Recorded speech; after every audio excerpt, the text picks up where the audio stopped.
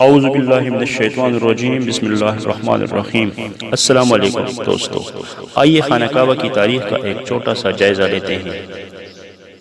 حضرت بابا آدم علیہ السلام بہشت سے جب زمین پر تشریف لائے تو بارگاہ الہی سے عرض کیا کہ اے خدایا، میں یہاں نہ تو ملائکہ کی تسبیح و تکبیر سن سکتا ہوں اور نہ ہی کوئی عبادت گاہ دیکھتا ہوں جیسا آسمان میں بیت المعمور دیکھتا تھا جس کے ارد گرد ملائکہ طواف کرتے تھے۔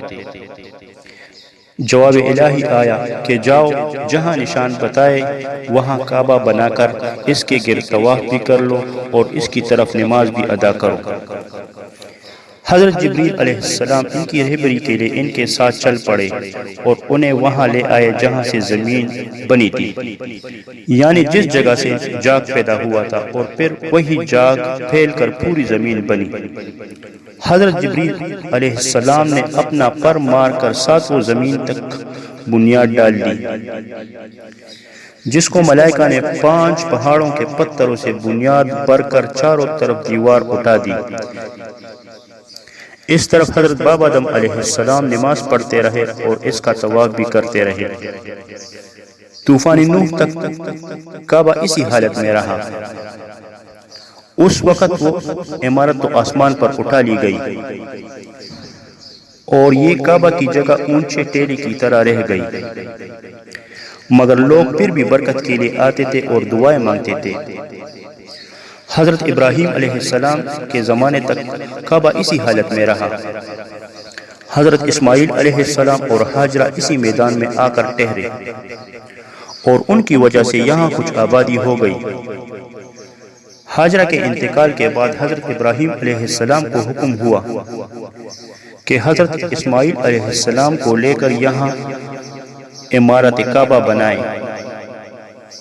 اس کی نشانیاں اس طرح فرمائی گئی کہ بادل کا ایک ٹکڑا بھیجا گیا تاکہ اس کے سائے سے کعبے کی حد مقرر کی جائے۔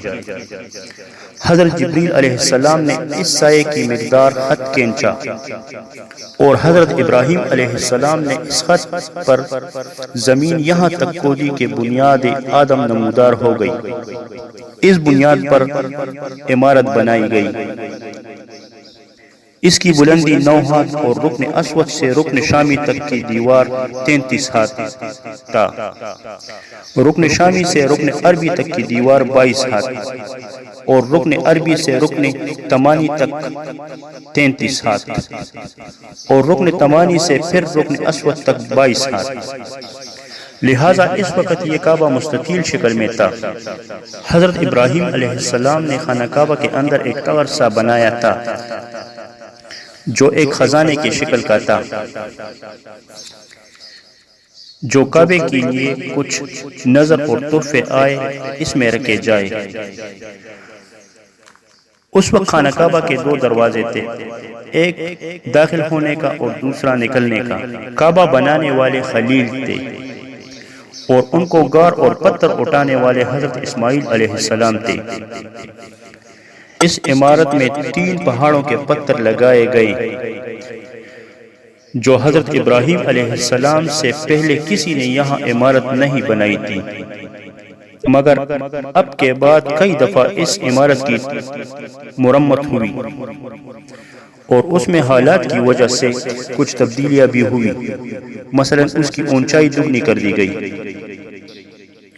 دروازے 2 کی بجائے 1 اور اس کا رقبہ بھی کم کر دیا گیا، لیکن بعد میں پھر اسے پرانے رقبے میں ہی تعمیر کیا گیا۔